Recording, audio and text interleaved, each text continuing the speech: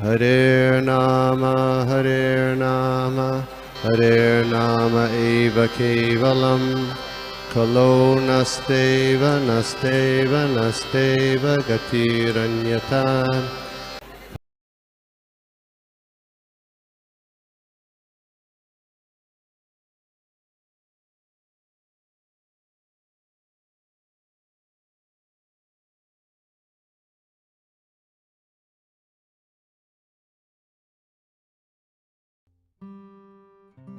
स्कंद अध्याय 12 श्लोक क्रमांक 28 और 29 के ऊपर श्रवण और मनन करेंगे। ओम नमो भगवते वासुदेवाय। ओम नमो भगवते वासुदेवाय। ओम नमो भगवते वासुदेवाय। नारायणं नमस्कृत्य नरं चैव नरोत्तमं देवीं सरस्वतीं व्यासं ततो जयमुदीरयेत्। नष्टप्रायेषु अभद्रेषु नित्यं भागवत सेवया भगवती उत्तम श्लोके भक्तिर्भवति नैष्ठिकी। ओम अज्ञानतिमिरान्धस्य ज्ञानाञ्जनशलाकया चक्षुरुन्मिलितं येन तस्मै श्रीगुरुवे नमः। नमः विष्णुपादाय कृष्णप्रेष्ठाय भूतले श्रीमते भक्तिवेदान्त स्वामिनिति नामिने। नमस्ते सारस्वती देवे गौरवाणी प्रचारिणे निर्विशेष शून्यवादी पाश्चात्य देशतारिणे। जय श्री कृष्ण चैतन्य प्रभु नित्यानंद श्री अद्वैत गदाधर श्रीवासादि गौर भक्त वृंदा। हरे कृष्णा कृष्णा कृष्णा हरे हरे हरे राम राम राम हरे हरे।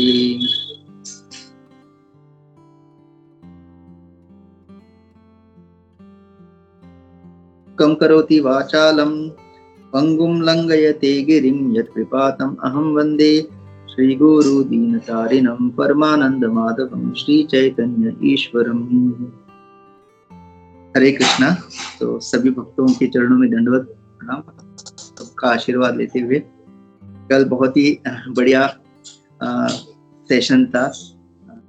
हिज ग्रेस माधव कीर्ति प्रभु ने बहुत ही अच्छा। तो आज हम आगे बढ़ते हैं। तो वाचम दुहितरम तन्वीं स्वयं भूर्हरतिं मनः कामं चकमे शक्तः सकाम इति न श्रुतम्। Translation and purport by His Divine Grace A.C. Bhakti Vedanta Swami Srila Prabhupada. His Divine Grace Abhay Chanarvind Bhakti Vedanta Swami Srila Prabhupada ki jai. O Vidura, we have heard that Brahma had a daughter named Vaka, who was born from his body and who attracted his mind towards sex, although she was not sexually inclined towards him. Tam adharme kritamatiim vilokya pitaram sutha marichi mukhya munayo vishrambhat pratyabodhayan. Thus, finding their father so deluded in an act of immorality, the sages headed by Marichi, all sons of Brahma, spoke as follows with great respect. Hare Krishna. तो इस प्रसंग के बारे में बहुत लोगों को पता है कि एक बार जैसे यहाँ पे कहा गया है कि ब्रह्मा जी जो जिनसे एक पुत्री उत्पन्न हुई थी जिनका नाम था वाक, और क्या हुआ, ब्रह्मा जी का जो मन था उनके प्रति आकर्षित हुआ मैथुन के लिए, और लेकिन उनकी जो पुत्री था उनका ऐसा कोई मनोभाव नहीं था। तो जैसे हम बार बार हम लोग जानते हैं कि ब्रह्मा जी कोई साधारण व्यक्ति नहीं है। अगर देखेंगे तो जब सृष्टि की रचना होती है सबसे पहले जिनकी उत्पत्ति होती है वो है ब्रह्मा जी, और भगवान खुद चुनते हैं ब्रह्मा जी को, और मतलब किसको ब्रह्मा बनना है भगवान खुद चुनते हैं। तो बहुत ही श्रेष्ठ उनकी व्यक्तित्व है। और जब कोई भी ऐसा योग्य व्यक्ति किसी ब्रह्मांड में ब्रह्मा बनने के जब योग्य नहीं होता तो ये कार्य स्वयं भगवान इसको निभाते हैं। तो इतना इम्पोर्टेंट पोस्ट है ये ब्रह्मा जी का। तो एक्चुअली अगर देखा जाए ये सारा जो भागवतम में जो वर्णन आता है, भागवतम, रामायण, महाभारत, जितने भी शास्त्र में फिर पुराणों में ये सारे जो कथाएं हैं, ये सारे जो शिक्षाएं हैं, ये एक्चुअली भगवान अपने इच्छा से इसको पूरा भगवान ने इसकी रचना की हुई है। आध्यात्मिक जीवन में हर एक जो जीव है वो अपने जो मूल जो उसका स्वरूप है हमेशा उसी में स्थित होता है और वही कार्य करता है जो भगवान को प्रसन्नता देती है और जो भगवान चाहते हैं आध्यात्मिक जगत में। लेकिन भौतिक जगत में जितने भी जीव है यहाँ पे अपने भोग करने की इच्छा से आए हुए हैं और खुद को स्वामी मानते हैं। तो क्या होता है कि भगवान को हम लोगों को वापस आध्यात्मिक जगत लेके जाने के लिए या फिर हमारा सुधार करने के लिए अपने पार्षदों को लेके भगवान अपने जो अनुयायी है भगवान के जो पार्षद उनको लेके ये सारा जो कुछ हम पढ़ते हैं, रामायण हो, महाभारत हो, पुराणों में जितने भी, और फिर भागवतम, तो ये सारे जो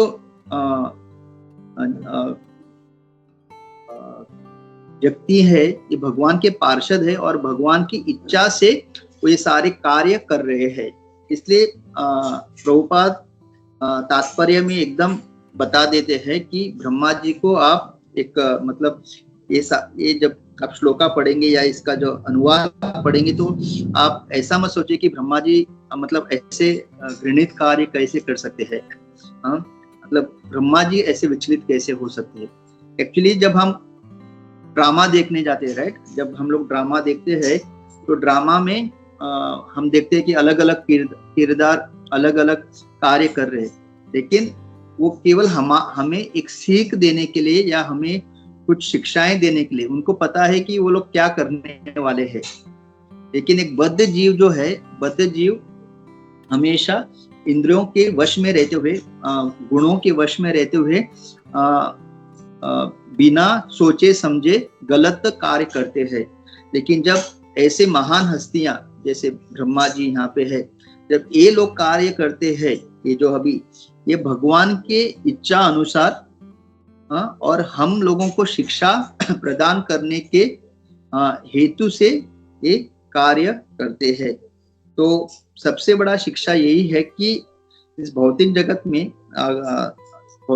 में सबसे बड़ा अगर बंधन का अगर कुछ कारण है, प्रभुपाद बहुत बार हमको बताते हैं, अगर हमने प्रभुपाद के लेक्चर सुने हैं, प्रवचन सुने हैं, प्रभुपाद के जो तात्पर्य वगैरह हम पढ़ते हैं, प्रभुपाद के स्मॉल बुक्स, तो प्रभुपाद बोलते सबसे बड़ा जो इस भौतिक जगत का बंधन का कारण है या आसक्त जो हमको करता है वो है जो ऑपोजिट सेक्स के प्रति आकर्षण। एक पुरुष को जो है मतलब मेल एंड फीमेल, ये जो अट्रैक्शन है इन दोनों के बीच में, ये सबसे बड़ा क्या कहते हैं बंधन का कारण है। इवन प्रहलाद महाराज कहते हैं ना, पुंसा स्त्रिय मैथुनी भाव मेतत तदयो हृदय ग्रंथि माहुर जनस्य मोहम अहम ममेति। यहाँ से शुरू होता है अहम ममेति। कहाँ से? पुंस स्त्रिय मैथुनी भाव मेतत। और ये ऐसा मतलब एक नॉट है, एक ऐसा मतलब एक क्या कहते हैं गांठ बन जाती है हृदय में, सबसे खतरनाक गांठ, जिसको काटना आसान नहीं है। और यहीं से मोह शुरू हो जाता है। जनस्य मोहम अहम ममेति, फिर यहाँ से शुरू होता है। तो इवन इसी के संदर्भ में हम लोग बहुत सारे मतलब कहानियां देख सकते हैं। और ये जो अपने जो इंद्रियां है, इसलिए तात्पर्य में अगर प्रभुपाद देखेंगे तो शुरू ही करते हैं बलवान इंद्रिय ग्रामो विद्वांस अपि कर्षति, कि ये जो हमारी इंद्रियां है भौतिक जगत में जो जीव है, अपनी इंद्रियां इतने बलवान कि वो एक आदमी को मतलब विद्वांस यानी बहुत ही जो हर चीज सोच समझ के करता है। मतलब एक विद्वान व्यक्ति कैसा है, हर चीज वो ऐसे ही कुछ भी डिसीजन नहीं लेता या ऐसे ही कुछ कार्य नहीं करता, वो हर चीज सोच के अगर मैं ये करूंगा तो कैसे रहेगा, अगर ये चीज करूंगा तो कैसे होगा, नुकसान होगा, फायदा होगा, किसी को तकलीफ होगी, ये सारे जो ऐसे जो विचार विमर्श करके करने वाला एक विद्वान व्यक्ति भी जब इंद्रिय के वश में आ जाता है तो वो भी ऐसे ऐसे कार्य कर जाता है मतलब फिर उसको पश्चाताप होता है। और अगर हम देखेंगे ब्रह्मा जी जैसे हम लोगों का स्थूल शरीर भूमि रापो अनुलो वायु मतलब पंच महाभूत से बना है, लेकिन ब्रह्मा जी का जो पूरा शरीर ही है वो किससे बना है, बुद्धि से बना हुआ शरीर है। तो ये कार्य उन्होंने जो अभी यहाँ पे जो आया है वो क्यों, ये भगवान की इच्छा थी कि हम जैसे बद्ध जीव को एक शिक्षा मिले कि आप कभी ये मत सोचिए कि आप इंद्रियों के क्या कहते हैं मतलब आप इंद्रियों से भी ऊपर उठ चुके हो, मतलब इंद्रियों के स्तर से मतलब आप इतना सशक्त हो चुके हो कि आप कभी अपने इंद्रियों को कभी भी दमन कर सकते हो। नहीं, हम लोगों को हमेशा जो इंद्रियां है, हमारी इंद्रियां है, वो कभी भी हमको धोखा दे सकती है। हाँ, तो इसलिए प्रभुपाद हमेशा कहते थे कि जो हमारी पंच इंद्रियां है आप इसको कभी भी खुला मत छोड़िए। अगर आप भगवत गीता का आप देखेंगे वो भगवान कहते हैं आपके 5 इंद्रियों में से कोई एक इंद्रिया भी अगर आपने उसको छोड़ दिया ऐसे ही भटकने के लिए, तो केवल वो एक इंद्रिया आपका पतन का कारण हो सकती है। यथा तो अपनी कौन्तेय इंद्रियानि प्रमातीनि हरन्ति प्रसभम मनः, राइट, ऐसे ही है वो। तानि सर्वाणि संयम युक्त आसित मत्पर इंद्रिया ही तस्मात्। आई थिंक सेकंड चैप्टर में भगवान इसके बारे में बहुत ही विस्तारित बताते हैं। वशे ही यस्य इंद्रियानि तस्य प्रज्ञा प्रतिष्ठिता। जब मतलब इंद्रिया इतनी प्रबल होती है कि मतलब यथा तो अपि कौन्तेय पुरुषस्य विपश्चिता इंद्रियानि प्रमातीनि हरन्ति प्रसभम मनः। The senses are so strong and impetuous, इतना उनका इतना प्रबल है वो ये forcibly carry away the mind of a man of discrimination.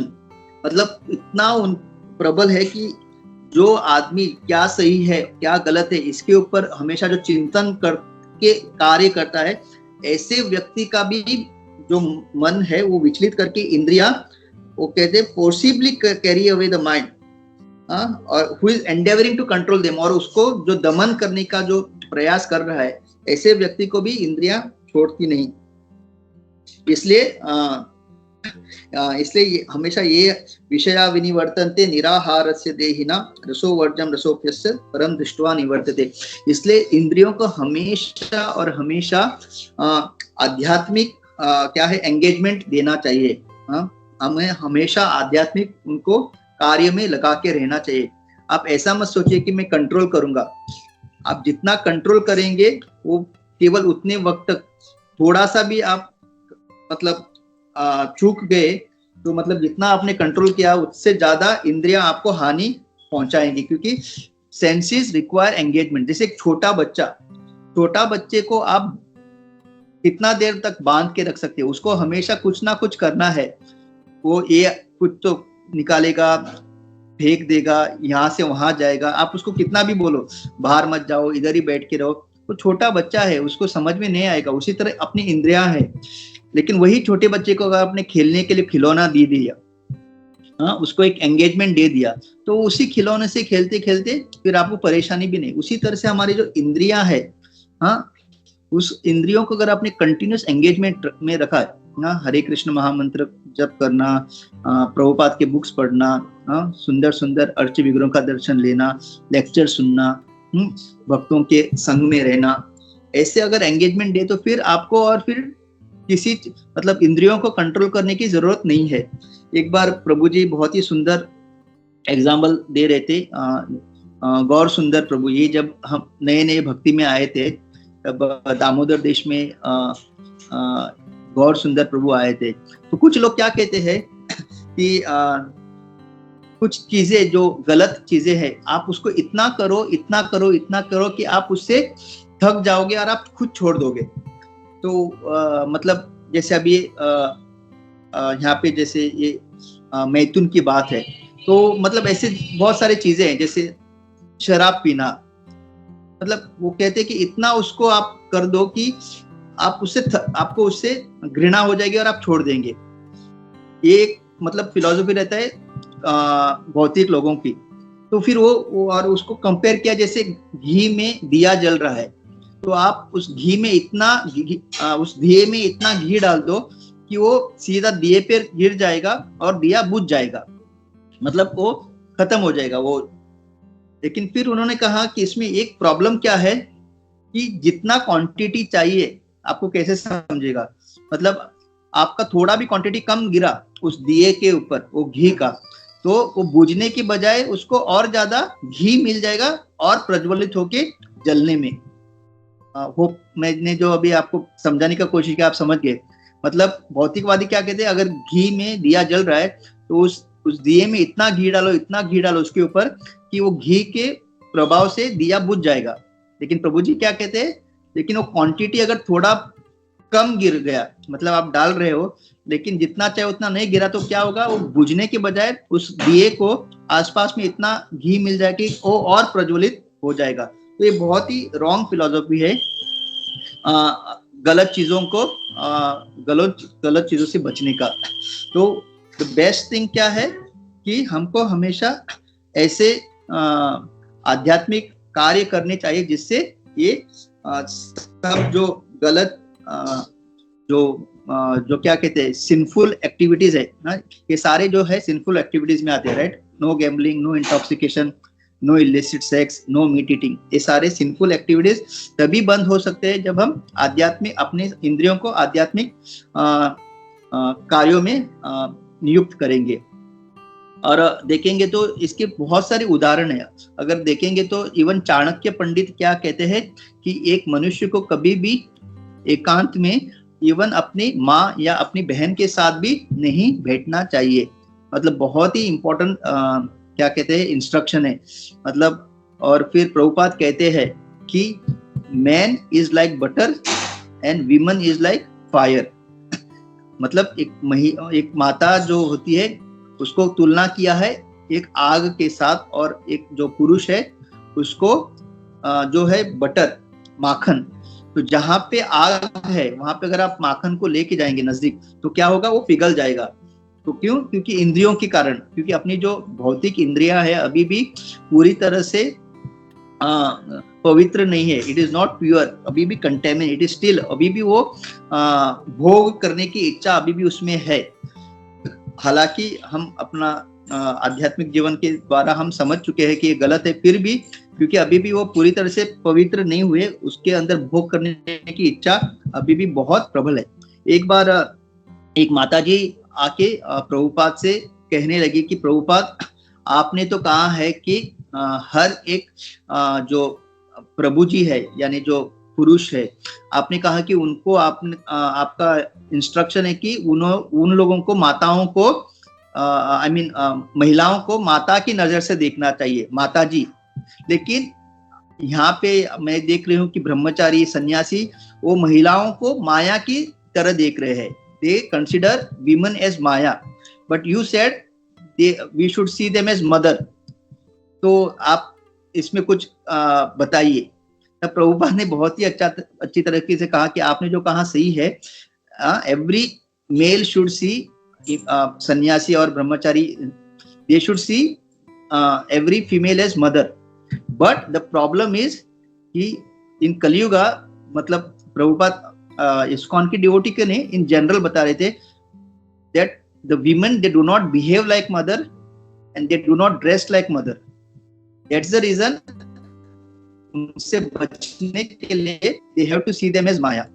तो प्रभुपाद ने बहुत सुंदर कहा कि माता है जो है कलयुग में, भले ही उनको माता की नजर से देखना है, लेकिन उनका स्वभाव, उनका तौर तरीका, दे do not behave like mother and neither they dress like mother.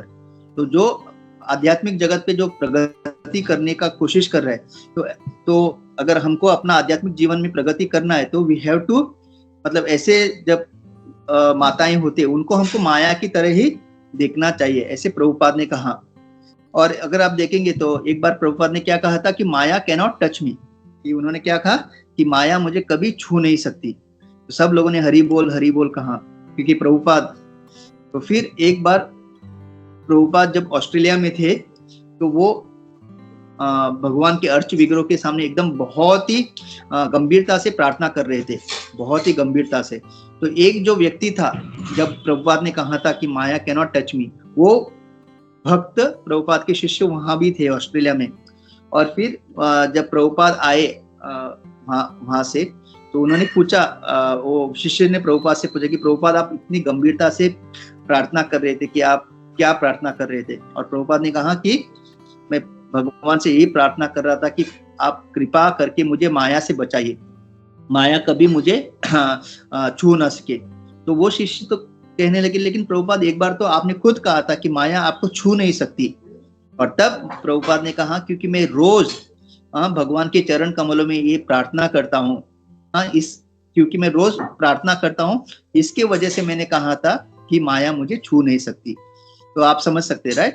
तो हमें भी रोज भगवान से यही प्रार्थना करते रहनी चाहिए कि भगवान कृपा करके ये जो इतना माया का संसार है, ऑफिस से लेके इवन आजकल स्कूल, मतलब पहले तो हम जब स्कूल में थे उतना हमको पता नहीं लगता था, अलग था। एक 10-15 साल पहले मोबाइल फोन नहीं आए थे, इंटरनेट नहीं था, तब बच्चे भी थोड़ा बहुत, मतलब एक 10th तक उनके ऊपर उतना प्रभाव नहीं था। लेकिन आज ऐसा मतलब स्थिति है कि बच्चे भी माया के प्रभाव में है, ऑफिस में कहीं पे भी इतना प्रभाव है। तो हमको भी, जो हम भक्ति में इस प्रभुपाद की कृपा से जो भक्ति कर रहे हैं, हमको भी रोज भगवान से, रोज क्या, हमेशा हर एक क्षण यही प्रार्थना करते रहनी चाहिए कि कृपा करके भगवान हमें माया से बचाइए और केवल आपकी ओर आकर्षित, आपके भक्तों की ओर आकर्षित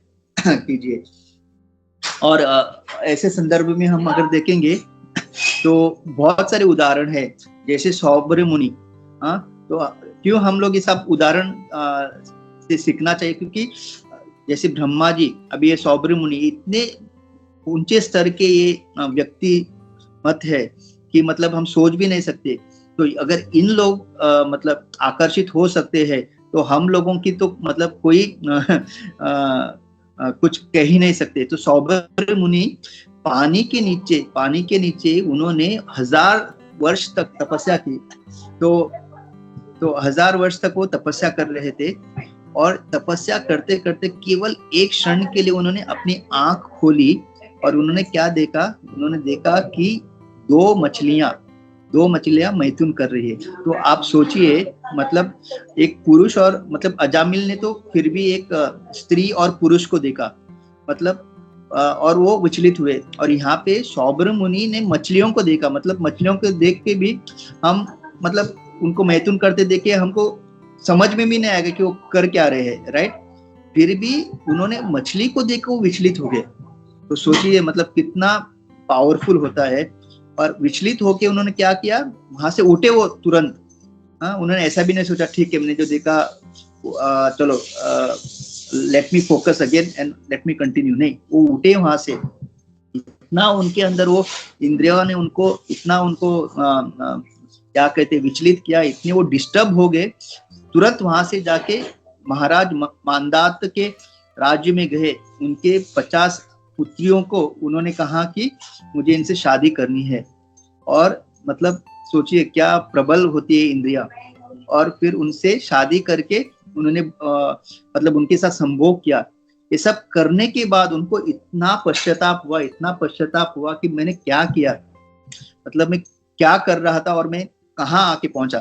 तो सोचिए सौभ्र मुनि जो पानी के नीचे तपस्या, हम लोग मतलब सोच भी नहीं सकते। तो फिर उनको पश्चाताप हुआ और फिर उन्होंने तुरंत पश्चाताप होते ही वानप्रस्थ का रास्ता चुना वहां से। तो ये सारे मुनिया जो है एक्चुअली ये लोग हमको शिक्षा देना चाहते हैं।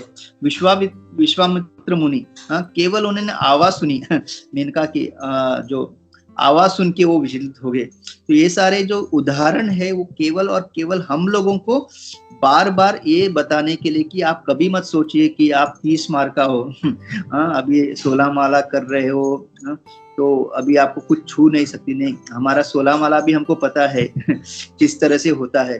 तो हमको हर क्षण अपने गुरु श्रील प्रभुपाद, आचार्यों और भगवान से हमेशा प्रार्थना करते रहना चाहिए कि भगवान जो मैं कर रहा हूँ ये भक्ति, मतलब ये कहीं पे भी मतलब अभी भी उच्च स्तर का नहीं है, अभी भी हमारी चैंटिंग में शुद्धता नहीं है, हमारे रीडिंग में भी मतलब हम प्रभुपाद के परपट केवल पढ़ते हैं, लेकिन प्रभुपाद का परपट ऐसा कहा जाता है कि इसको अध्ययन करना है। जैसे हम स्कूल में एग्जाम लिखने के लिए जैसे स्टडी करते हैं ना, उस तरह से स्टडी करना है। हर एक वाक्य को उसको हर सही तरह से हमको समझना है। तभी क्या होगा, ये जो प्रभुपाद के परपट है इतने शुद्ध है, वो हमारे जीवन में परिवर्तन लाएगा। और फिर अगर आप देखेंगे यहाँ पे उनके जो पुत्र थे और जो मरीचि, सारे ये लोगों को पता था कि ब्रह्मा जी ने जो अभी कार्य किया हुआ है उसमें कुछ तो उद्देश्य है, हाँ, और भगवान का भी इसमें कुछ तो इच्छा है। इसलिए उन्होंने क्या किया, एकदम आदर पूर्वक वो ब्रह्मा जी के पास गए और उन्होंने ब्रह्मा जी के पास जाके इस घटना के बारे में उनसे विचार विमर्श किया। तो यहाँ पे भी हमको हमेशा याद रखना चाहिए कि जब भी हम किसी भक्त को कुछ गलत करते देखते हैं, क्योंकि हम सब बद्ध जीव है, भक्ति में जो आए यही बहुत बड़ी बात है। इस भौतिक जगत में और करंटली अब के समय में कोई अगर भक्ति में आता है तो कोई साधारण व्यक्ति नहीं है। माया को छोड़ के भक्ति में आना एक तपस्या जीवन है, राइट तो अगर आ रहा है तो वो हमारा जब हम किसी भक्त को देखते हैं तो हमेशा हमको जब हम उसको सुधारने की जब कोशिश करते हैं, तो वो बहुत ही मतलब डेलिकेट, मतलब सेंसिटिवली हमको करना चाहिए। एक तो हमको देखना चाहिए कि whether I am the authority, क्या मुझे वो हक है। अगर आपको अथॉरिटी है देन आपका इंटेंशन कि आप किस इंटेंशन से, मतलब आपको मजा, मतलब कभी कभी लगता है ना, एक भक्त को पकड़ा आपने किसी गलत चीज में, तो आपको अभी लगता है अभी चलो मैं अभी दिखाऊंगा कि मैं अभी एक आपके अंदर एक अगर आनंद आ रहा है कि अभी मैं इसको सुधारूंगा, इसको मैं क्या कहते हैं, आई विल टीच हिम, अगर वो भाव वो इंटेंशन है तो आपको कोई हक नहीं है। It should be with total compassion, करुणामयी। मतलब एक भक्त पतन हुआ है, उसको भी बुरा लग रहा है, तो आपका इंटेंशन क्या होना चाहिए कि हाँ गलती हुई लेकिन अगली बार ऐसी नहीं होनी चाहिए, उस इंटेंशन से। थर्ड, आपको देखना है कि सिचुएशन सही है क्या। मतलब हो सकता है कि कभी कभी क्या होता है, गलती सुधारने के लिए वो स्थिति भी सही होनी चाहिए। अगर उसकी मनोस्थिति जो भक्त का है अगर वो सही नहीं है और आप उस वक्त उसको कुछ भी बताएंगे, वो समझ नहीं पाएगा। So all this things, all ये सारे फैक्टर बहुत मायने रखते हैं। First of all you should be the authority, second your intention should be right, मतलब आप उसका भला करना वही आपका उद्देश्य होना चाहिए, ना कि मुझे मौका मिला है अपना अभी मतलब ज्ञान झाड़ने का या किसी को सुधारने का, 10 लोगों को मैं बताऊंगा। थर्ड, सिचुएशन भी सही होना चाहिए, परिस्थिति भी उस वक्त कभी कभी थोड़ा टाइम भी लगेगा, मतलब you should see the situation. ये सारे फैक्टर्स के साथ जब आप उस भक्त को सुधारने की कोशिश करेंगे तब डेफिनेटली वो जो जिसका पतन हुआ है वो वापस भक्ति में आएगा, नहीं तो हो सकता है वो भक्ति मार्ग छोड़ के चला भी जाए। तो ये सारे फैक्टर्स बहुत मायने रखते हैं। अगर देखेंगे तो प्रभुपाद के साथ भी ऐसे बहुत सारी घटनाएं हुए हैं जब प्रभुपाद के शिष्य भी मतलब जब उनका पतन हुआ, लेकिन प्रभुपाद हैंडल्ड इट वेरी बहुत ही सेंसिटिवली, क्योंकि आज के जमाने में भक्ति में आना और भक्ति में रहना, भक्ति में आना तो मतलब एक तरह से आसान है, लेकिन रहना और कंटिन्यू करना इतना आसान नहीं। जैसे एक मोबाइल का बहुत सारा उपयोग है, आप उसको कैलकुलेटर की तरह यूज कर सकते हो, उसमें आप पढ़ाई कर सकते हो बहुत कुछ, और उसके साथ आप उसमें कुछ गलत चीजें भी उससे कर सकते हो। तो उसका मल्टीपल यूज, हाँ, तो ये जो मल्टीपल यूज के जो गैजेट्स होते हैं ना, हम लोग बोलते हैं ना हर चीज को कृष्ण की सेवा में लगाना चाहिए, हाँ, लेकिन कुछ चीजें ऐसे हैं जो कृष्ण की सेवा में लगाने के लिए हम लेते हैं, लेकिन कृष्ण की सेवा करते करते करते वो हमको ऐसे गलत जगह, गलत रास्ते पे लेके जाते हैं कि कृष्ण की सेवा बाजू में रह जाती है, और जिस चीज को हम कृष्ण की सेवा में लगाने के लिए लिए थे उस चीज से हम कृष्ण से दूर हो जाते हैं। और आज के तारीख में यही मतलब ये सारे जो गैजेट्स वगैरह है, जो हमको भगवान की सेवा में लगाने के लिए नियुक्त करने के लिए जो मदद करते हैं, वो धीरे धीरे हमको गलत रास्ते पे भी लेके जाते हैं। तो इसके वजह से हमको हमेशा सावधान रहना चाहिए। तो और सेकेंडली ये जो हमारी इंद्रियां है, इसको कभी भी आप कभी भी आपके भक्ति मार्ग में अंत सांस तक कभी भी ये मत सोचिए कि अब मैंने अपने सारे इंद्रियों का दमन कर चुका हूँ, मेरी कोई भी एक भी इंद्रिया गलत रास्ते पे नहीं जाएंगे। इसका कभी भी भूल चूक हमको नहीं करना चाहिए। कभी कभी हम लोग सोचते हैं चलो एक पिक्चर देख के आते हैं, हो सकता है हमने अभी इतने सालों से मूवी नहीं देखी, लेकिन अभी अगर मैं देखूंगा तो मुझे कोई फर्क नहीं पड़ेगा। कभी कभी हमको ऐसा भाव आ सकता है, या फिर चलो आज एक दिन हम लोग ऐसे ही कोई म्यूजिक क्या कहते एक कॉन्सर्ट है, चलो सुनने जाते हैं। तो कभी कभी हमको लगता है कि अभी मैं इतना कंट्रोल में है मेरी इंद्रिया कि अगर मैं कहीं ऐसे मूवी के लिए गया या कोई संगीत के लिए गया तो ये सब मुझे मतलब जाने के बाद मेरे अंदर कोई प्रभाव नहीं होगा या आई वोंट बी अफेक्टेड, ऐसा कभी भी मत सोचिए। क्योंकि माया हमको किस तरह से हमारा पतन करा सकती है हमको पता नहीं है। हमको हर क्षण हमेशा गुरु साधु शास्त्र के आश्रय में रह के अपनी भक्ति करते रहनी चाहिए अंत समय तक, क्योंकि इस माया नगरी में हमेशा माया देवी का क्या कहते हैं जो तेज है वो बहुत ज्यादा है, और हम लोग बहुत उसके सामने मतलब जैसे वो मौत बोल के है ना, मौत बोल के उसको इंसेक्ट एक कीड़ा जैसा है, वो हमेशा जब आग को देखता है वो देख रहा है कि दूसरे जो चले गए उसमें वो जल गए, फिर भी वो इतना आकर्षित होता है वो लाइट से कि वो भी चला जाता है। तो हम देखते हैं कि हर कोई माया नगरी में परास्त हो रहा है माया के द्वारा, फिर भी कभी कभी हमको लगता है कि मैं ऐसा नहीं होऊंगा। इसलिए वो 5 उदाहरण है, पता है अपने इंद्रियों का, आपको सबको पता रहेगा। जैसे कि एक मछली हमेशा अपने जीवा के कारण फंस जाती है।